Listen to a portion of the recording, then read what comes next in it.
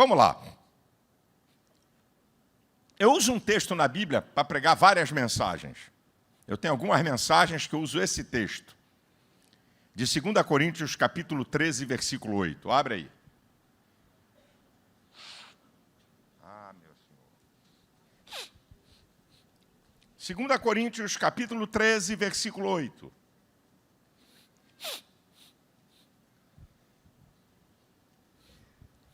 Segunda Coríntios 13:8 diz que nada podemos contra a verdade, senão pela verdade. Eu quero falar aqui sobre verdade que precisamos conhecer. Eu gosto de falar algumas verdades que são da máxima importância para a nossa vida. Então, eu tenho várias mensagens nessa temática e com várias questões importantes para a vida cristã, para quem está nos visitando, questões práticas da vida, questões da vida espiritual, é o que eu abordo. Então vamos para a primeira. Não estou dizendo que você não saiba. Se você sabe, se você já sabe, eu estou reafirmando que você sabe. Tá certo? E se você não sabe, fica sabendo agora. Vamos então para a primeira verdade. O maior inimigo que temos não é o diabo. É a falta de conhecimento. A ignorância dá poder ao diabo.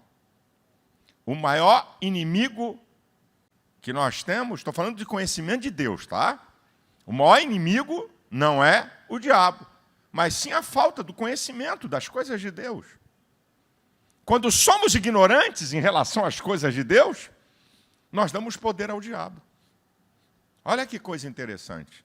Mas, pastor, o senhor está fazendo uma afirmação aí, o senhor está dizendo que o maior inimigo não é o diabo?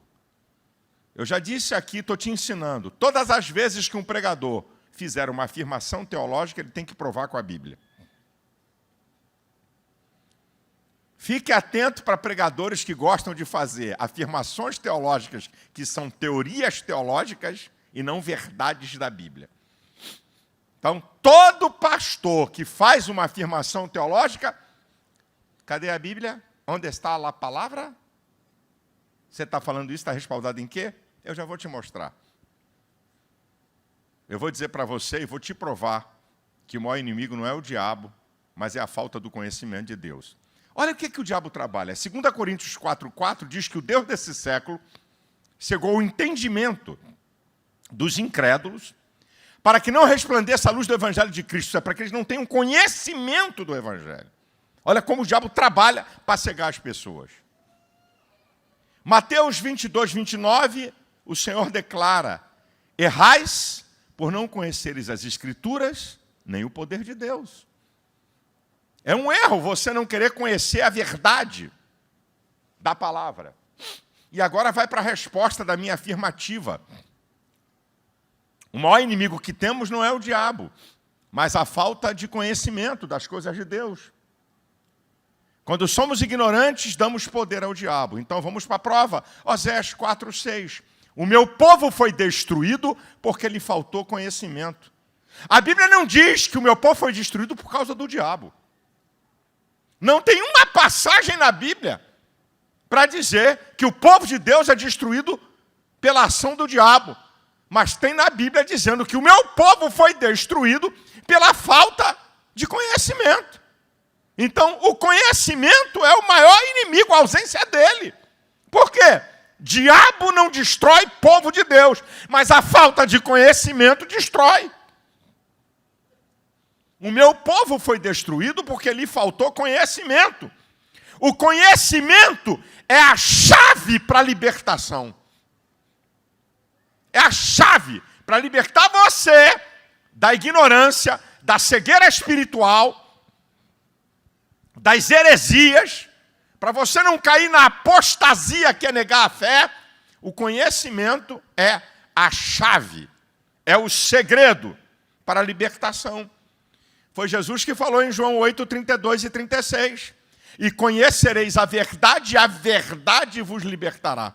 Se, pois, o Filho vos libertar, verdadeiramente sereis livres. Meu irmão, não brinque. Não brinque com esse negócio, não. Porque Satanás trabalha pesado na ignorância do povo de Deus. Por que o povo de Deus segue? Desculpa, irmão.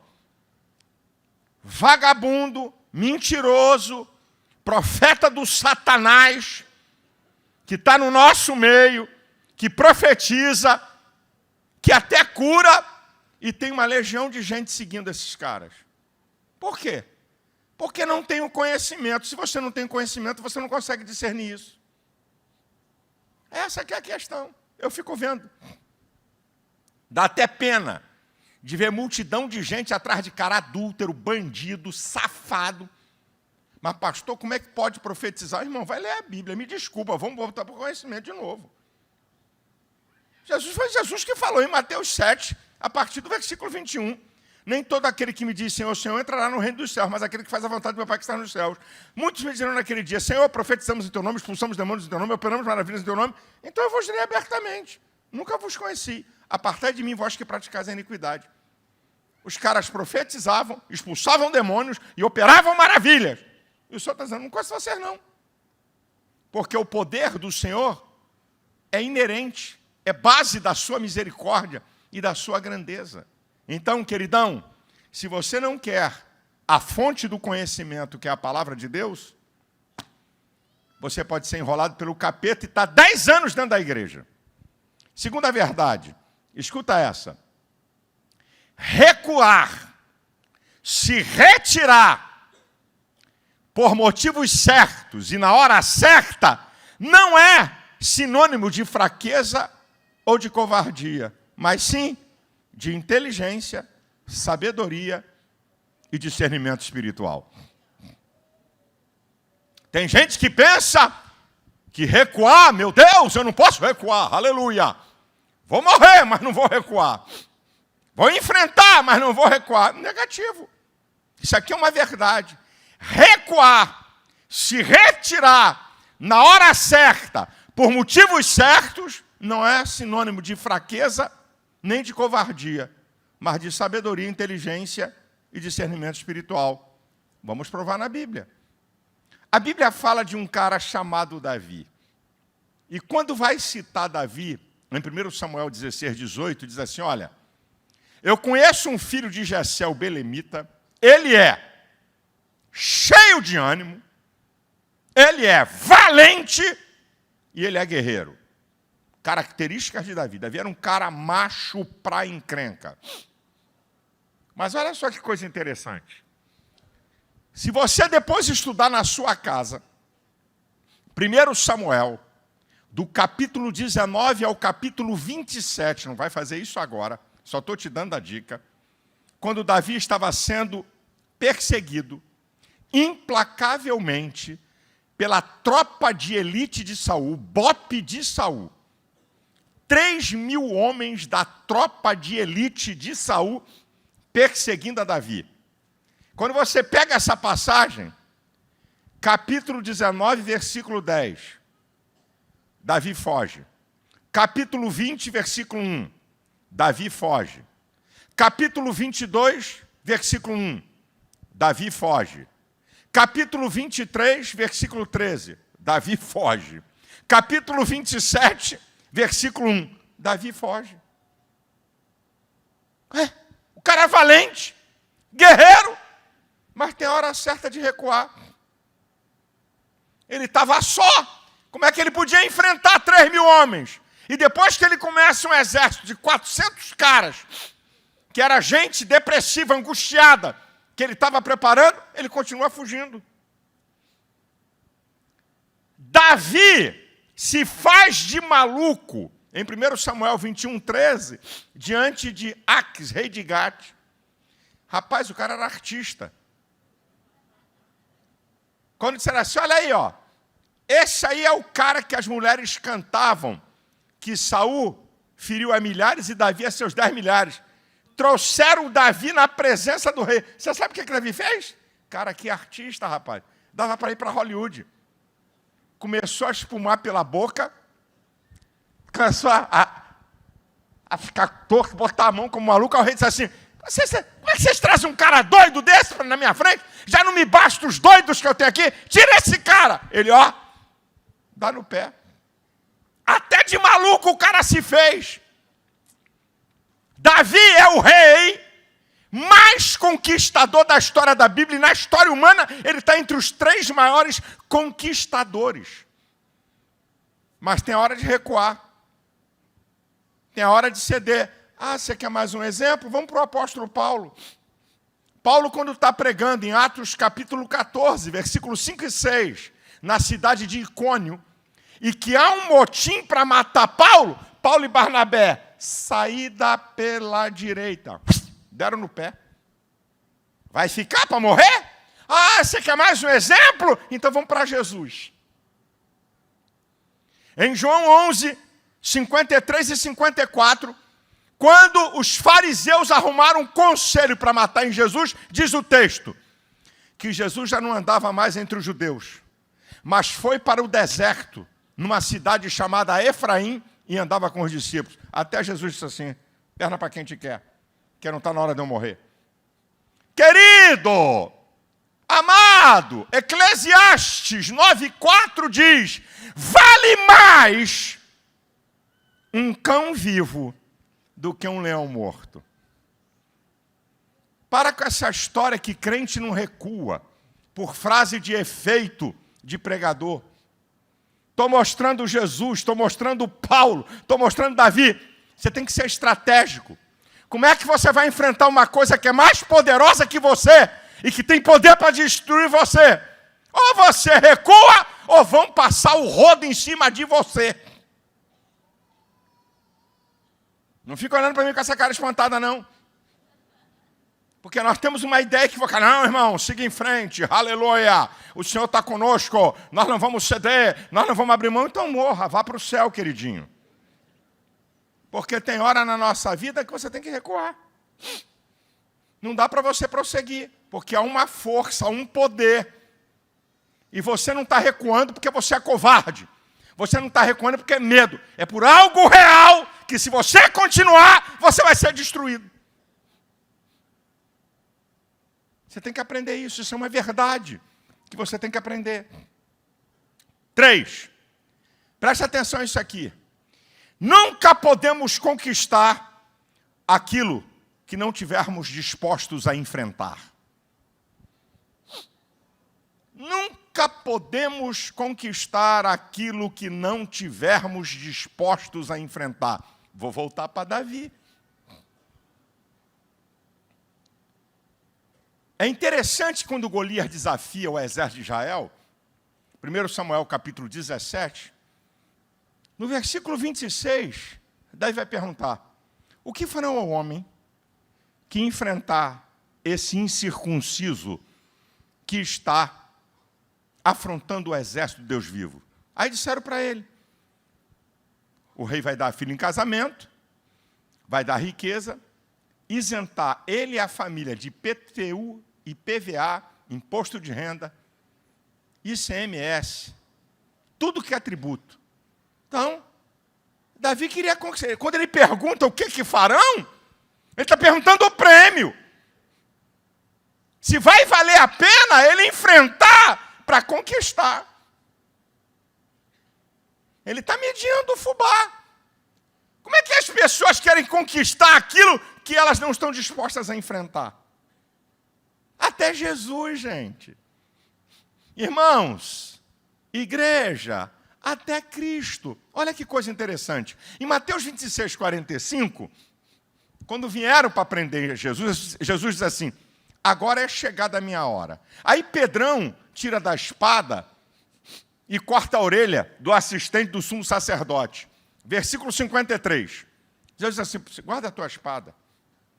Eu rogaria ao Pai agora, ele mandaria 12 legiões. Sabe o que Jesus estava dizendo? No Antigo Testamento, um anjo matou 185 mil soldados. Cada legião tem 6 mil. 72 mil anjos multiplicado por 185 mil. Vê o que número dá. Sabe o que Jesus estava dizendo? Se eu rogasse o Pai agora, ele acabava com o planeta Terra, destruía tudo isso aqui, eu voltava para a minha glória. Mas só que Quando o homem peca, no mundo espiritual, Satanás passa a ter o império da morte. O que significa isso?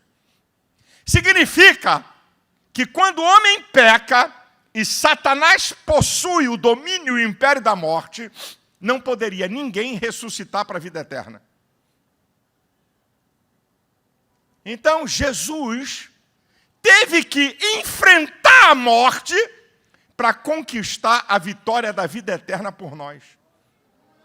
Está lá em Hebreus 2,14, que pela sua morte, está escrito na Bíblia, irmão, para que pela sua morte ele enfrentasse aquele que tinha o império da morte, a saber, o diabo.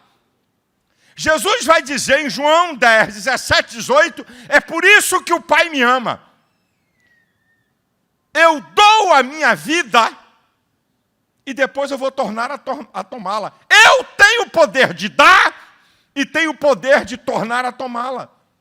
Jesus precisava enfrentar a morte para garantir a vida eterna. E em Apocalipse 1,5 ele é chamado do primogênito dentre os mortos. O que significa isso? O primeiro a sair da morte para nunca mais voltar para lá. E Apocalipse 1,18 diz, Jesus, eu que vivo e fui morto, mas estou vivo para todo sempre e tenho as chaves da morte e do inferno.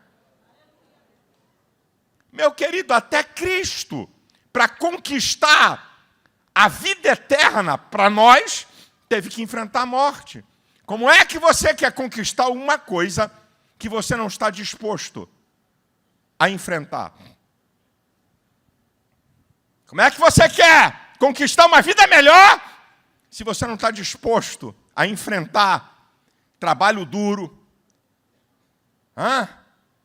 energia maior, buscar conhecimento, estudar, se aprimorar? Como é que é? Você jamais vai conquistar algo se você não estiver disposto a enfrentar. Terceiro. Esse foi o terceiro. 4. Olha aqui. Isso aqui é interessante. Isso aqui é interessante que eu vou dizer para você. Precisamos saber o que somos, mas precisamos saber o que não somos, para não cairmos na armadilha da soberba e da arrogância. Precisamos saber o que somos, mas também precisamos saber o que não somos, para não cairmos na armadilha da soberba e da arrogância.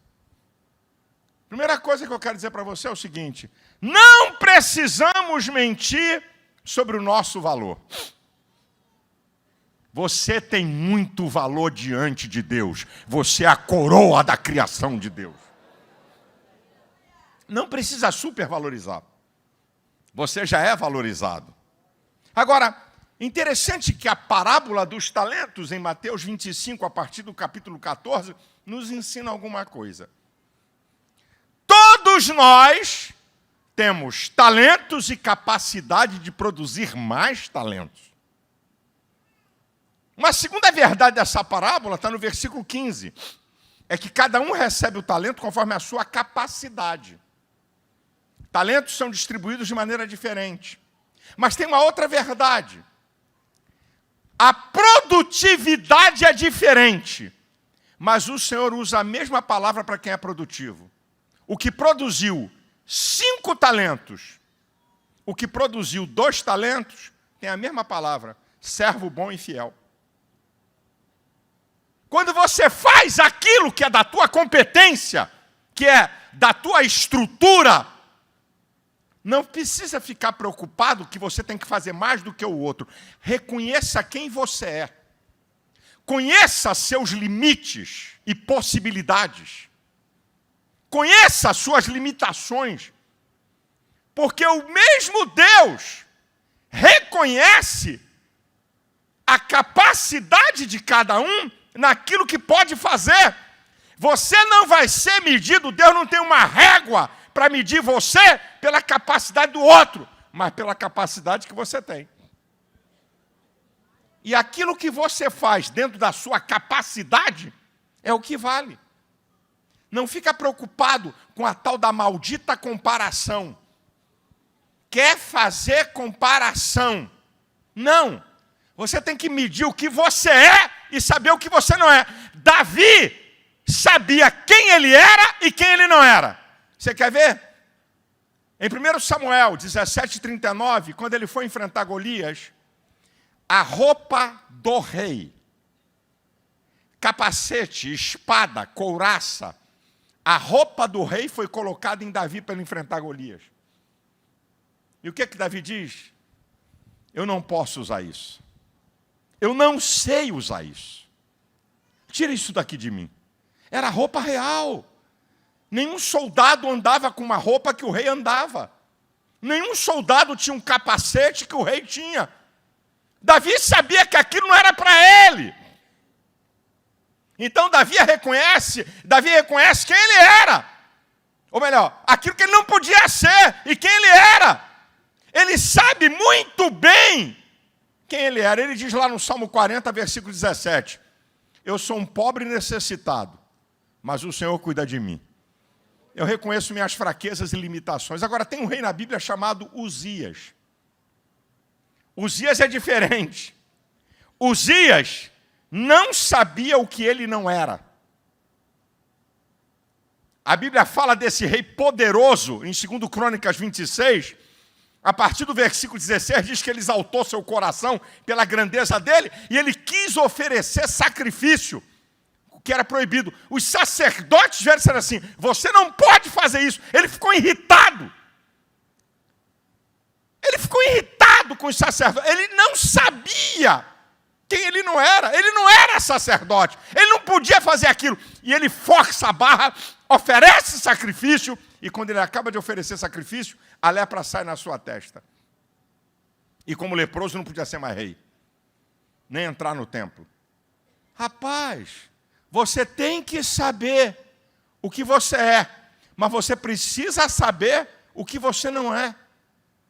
Para você não cair na armadilha da soberba e da arrogância. Não, eu vou fazer, não, isso aí eu também faço. Não, não faça isso não. Faça aquilo que Deus chamou para fazer. Faça aquilo que a tua capacidade pode fazer. Faça aquilo que o teu talento pode fazer. Deixa o outro de lado. Faça aquilo que você é capaz de fazer, que Deus te deu talento, porque todo ser humano foi dotado de capacidades. E você também foi. E tem algo especial que você pode fazer, que está dentro da tua alçada, dentro da tua capacidade, seja na vida ou no reino de Deus.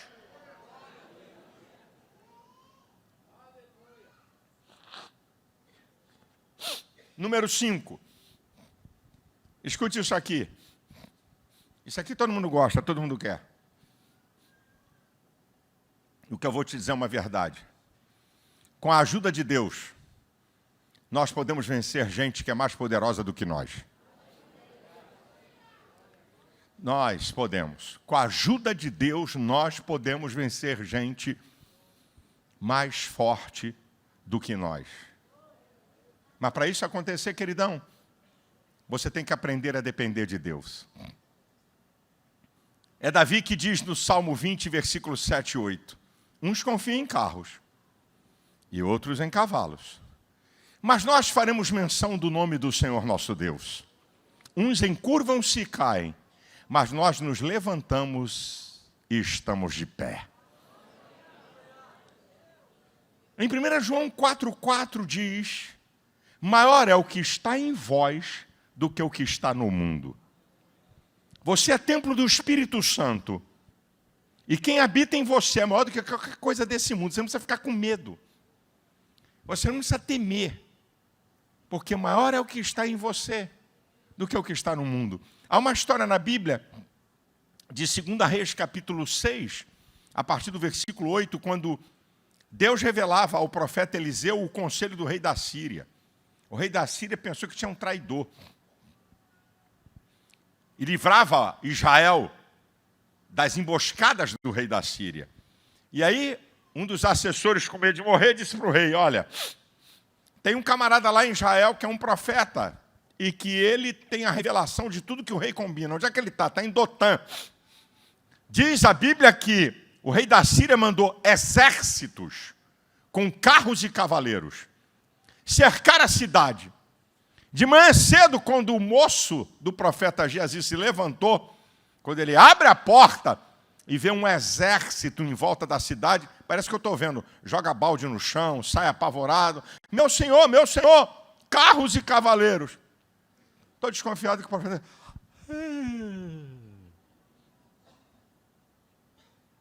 Não se espanta, não fica nervoso, não fica com medo, mas ele diz uma palavra interessante. Mais são os que estão conosco do que os que estão com eles. O rapaz não entendeu nada. E aí o profeta diz assim, Senhor, abre os olhos do moço. É que no monte, acima do exército da Síria, tinha um exército de carros e cavaleiros de fogo. Você não vê, porque são coisas espirituais que só se discernem espiritualmente. Você pode estar vendo a força de um inimigo, de um homem contra você. Você pode estar vendo o poder de alguém que é mais poderoso que você. Mas existe um poder que nem eles veem e que você só pode ver pela fé. Existem carros e cavaleiros de fogo que estão a seu favor, meu irmão. Aquieta teu coração.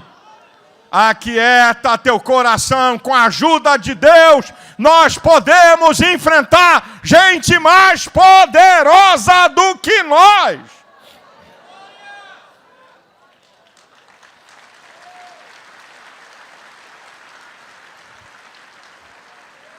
Como diz Hebreus 13:6, ousemos com confiança dizer, o Senhor é o meu ajudador, não terei o que me possa fazer o homem. Você tem um Deus que é o Senhor dos exércitos. Você tem um Deus poderosíssimo. Um Deus que é maior do que qualquer poder humano. E é maior do que qualquer poder espiritual. E se você é filho desse Deus, não tenha medo. Aquilo que está no Salmo 125, né? Aquilo que está no Salmo 125, que diz que os que confiam no Senhor é como o monte de Sião, que não se abala, mas permanece para sempre. Assim como os montes estão em roda de Jerusalém, assim também o Senhor está em volta do seu povo. Você não está sozinho. Você pode estar enfrentando a maior batalha da tua vida, gente muito poderosa contra você. Eu declaro com toda a convicção para você, se você é filho de Deus, se você é servo do Deus Altíssimo, você não está sozinho nessa batalha. Tem alguém mais poderoso do que todos esses inimigos.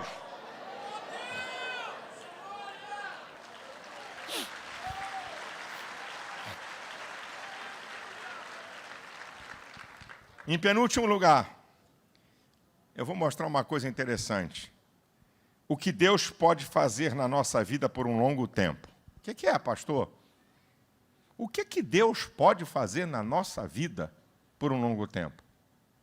Ou aí, como está escrito, Deus pode fazer isso na nossa vida por um longo tempo. Olha que coisa interessante que Salomão diz em 1 Reis 5:4. O Senhor meu Deus tem me dado descanso de todos os lados. Isso aqui é ele dizendo nesse capítulo aí. No capítulo 5, versículo 4. O Senhor, meu Deus, tem me dado descanso por todos os lados. Adversários não há, e nem algum mal encontro. Poxa, todo mundo quer esse negócio.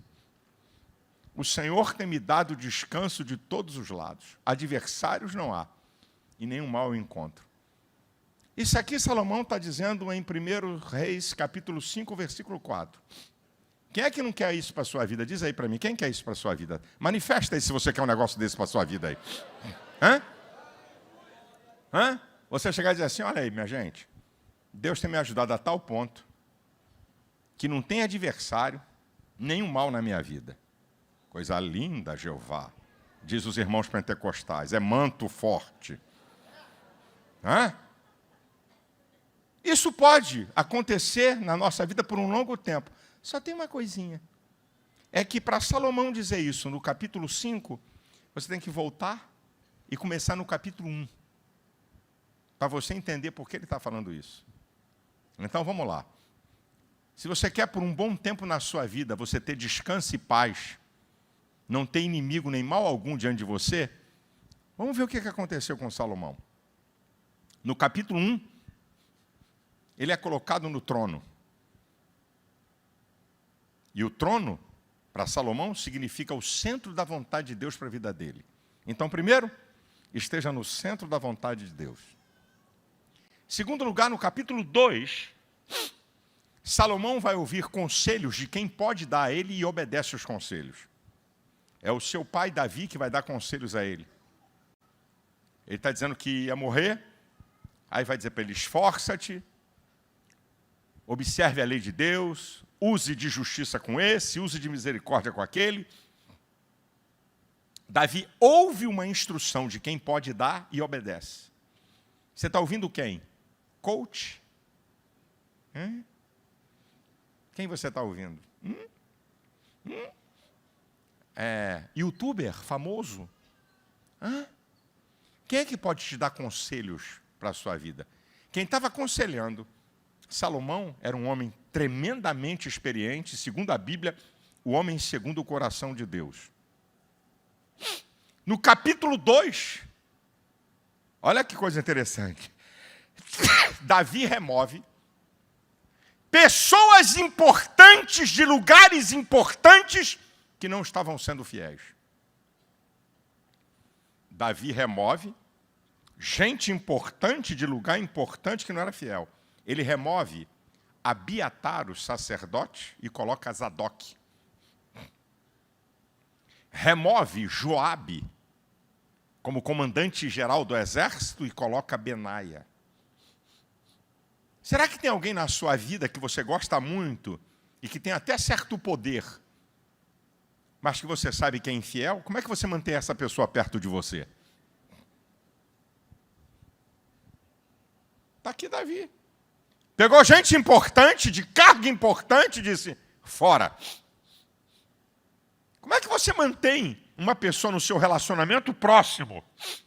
Só porque é uma pessoa importante, porque tem influência, mas lhe é infiel. Davi afasta. No capítulo 3, Davi é um homem que pratica justiça na história da criança. Salomão pratica justiça naquela história de duas mulheres disputando uma criança. É meu filho? Não é meu filho? O que morreu é dela? Esse aqui que é vivo é meu? Davi manda trazer uma espada e diz assim, eu vou fazer o seguinte, eu vou dividir essa criança em dois e dou a metade para cada uma. Aí a mãe disse, não faça isso, entrega ela. Salomão disse, essa é a mãe. Ele aplica a justiça. No capítulo 3, você vai ver Salomão prestando culto a Deus, oferecendo a Deus o melhor. Ele fez um holocausto com 1000 animais. Você vai ver Salomão obedecendo a Deus, está no capítulo 3. Eu estou te mostrando aqui porque a gente quer fórmula mágica no relacionamento com Deus e no Evangelho. Essas coisas todas aconteceram com esse camarada para ele poder chegar no capítulo 5 e dizer, olha, Deus me deu paz de todos os lados, não tem inimigo, nem nenhum mal me sucede. Se você quer isso para a sua vida, por um longo tempo, presta atenção a esses critérios da vida de Salomão. Aí alguém diz assim, mas pastor, por que isso não acontece o tempo todo, hein? O senhor disse que acontece por um bom tempo. Aí, ó. Deus pode fazer isso na nossa vida por um longo tempo. Mas por que ele não faz o tempo todo? Porque o pecado entrou no mundo, meu irmão. E Jesus disse que no mundo a gente vai ter tribulação. Então ele não faz isso o tempo todo. Ele não faz isso o tempo... Você não vai ter um ser humano, por mais santo que seja nessa terra, que vai viver a vida toda sem ter problema. Que vai viver a vida toda sem ninguém se opor a ele. Como é que você vai exercitar a fé? Sem fé é impossível agradar a Deus. Como é que você vai crer em Deus se você não tiver adversidades e lutas na sua vida? Faz parte do aprimoramento da fé. Então não quero te enganar. Você pode viver um longo tempo sem inimigo, um longo tempo sem nenhum problema, mas vai passar por eles até para aprimorar a sua fé. E para você ter um longo tempo na tua vida de bênção, de paz, você tem que obedecer princípios. Meu irmão, a coisa não cai do céu de paraquedas de qualquer jeito. Vai por mim, meu irmão. Escuta o que eu estou dizendo para você. Em último lugar, sétimo lugar, escute o que eu vou te falar para encerrar. O pecado separa o homem de Deus, mas não destrói a sua eternidade. O pecado separa o homem de Deus, mas não destrói a sua eternidade. Isaías 59 diz que a mão do Senhor não está encolhida, nem seu ouvido agravado, mas os vossos pecados fazem separação entre vós e o vosso Deus. O pecado separa o homem de Deus. Agora escute, Jesus falou em Mateus 10, 28, você não deve temer aqueles que matam o corpo, mas aquele que lança o corpo e a alma no inferno. Quem falou isso foi Jesus. O pecado pode te separar de Deus, mas não vai destruir tua eternidade. Romanos 6, 23 diz que o salário do pecado é a morte. Isso é condenação eterna. Hebreus 9, 27 diz que ao homem está ordenado morrer uma só vez e depois o juízo. E qual é a saída para o pecado? Já que o pecado separa o homem de Deus, não destrói a eternidade do homem, mas leva o homem à condenação eterna. Então qual é a saída do pecado? Está na Bíblia. 1 João capítulo 1, a partir do versículo 7. Se andarmos na luz como ele na luz está, o sangue de Jesus, seu Filho, nos purifica de todo pecado. Se dissermos que não temos pecados, enganamos a nós mesmos e não há verdade em nós. Mas se confessarmos os nossos pecados, ele é fiel e justo para purificar os pecados e nos livrar de toda a injustiça. Só tem um que pode remover o pecado. Jesus, através do seu sacrifício, através do seu sangue. A questão do pecado está lá em Atos 3,19. Arrependei-vos, pois, e convertei-vos, para que venham o tempo de refrigério e sejam apagados os vossos pecados. Arrependimento é você reconhecer que está no erro e sair disso. Se converter é você entregar a sua vida a Cristo. O texto áureo da Bíblia é João 3,16. Porque Deus amou o mundo de tal maneira que deu o seu Filho unigênito para todo aquele que nele crê não pereça, mas tenha a vida eterna. Só tem um que pode te livrar do poder da eternidade, do inferno, que o pecado produz. Não é o pastor, não é o padre, não é a minha igreja, não é a minha religião. É o Senhor Jesus Cristo. Ele declara em João 14,6, eu sou o caminho, a verdade e a vida, ninguém vem ao Pai a não ser por mim. Então, meu querido, não se engane. O pecado pode te afastar de Deus, mas destruir a tua eternidade não vai não. Porque a Bíblia diz em Romanos 14, 12, que cada um de nós dará conta de si mesmo a Deus. Eu e você, nós vamos dar conta da nossa vida a Deus. E só tem um remédio. Só tem uma saída. Romanos 3, 23 e 24 diz que todos pecaram, destituídos estão da glória de Deus, mas foram reconstituídos pela sua graça e pela redenção que há em Jesus Cristo. Só Jesus pode perdoar os nossos pecados, só Jesus pode nos preparar para a vida eterna, só Jesus pode nos levar a Deus, para a gente ser aceito por Deus e ter a vida eterna em Cristo Jesus. Que Deus abençoe a sua vida. A igreja de pé.